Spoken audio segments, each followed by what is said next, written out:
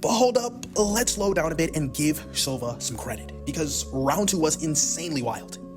I mean, he came out like a man on a mission, snapping Lopez's head back with some clean counters, mixing up his kicks, and even hurting him a couple times. And, for a moment there, it looked like Silva was legitimately styling on Diego Lopes.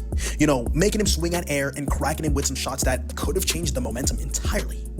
That's why fans were so high on Silva in the first place, because when he gets into his rhythm, he essentially looks untouchable. And honestly, round 2 must have been the most fun stretch of this entire fight, because you had that classic dynamic of the polished technician versus the gritty pressure fighter.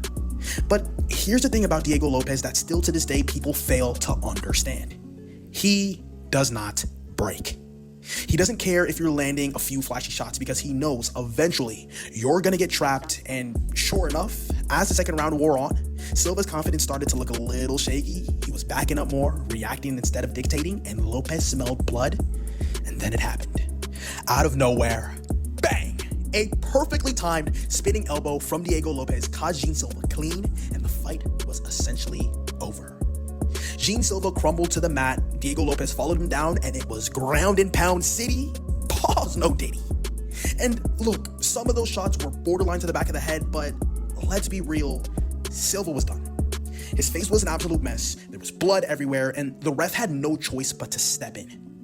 It looked like something straight out of a horror film, and it was a highlight reel finish that's going to live in UFC Noche history for years to come.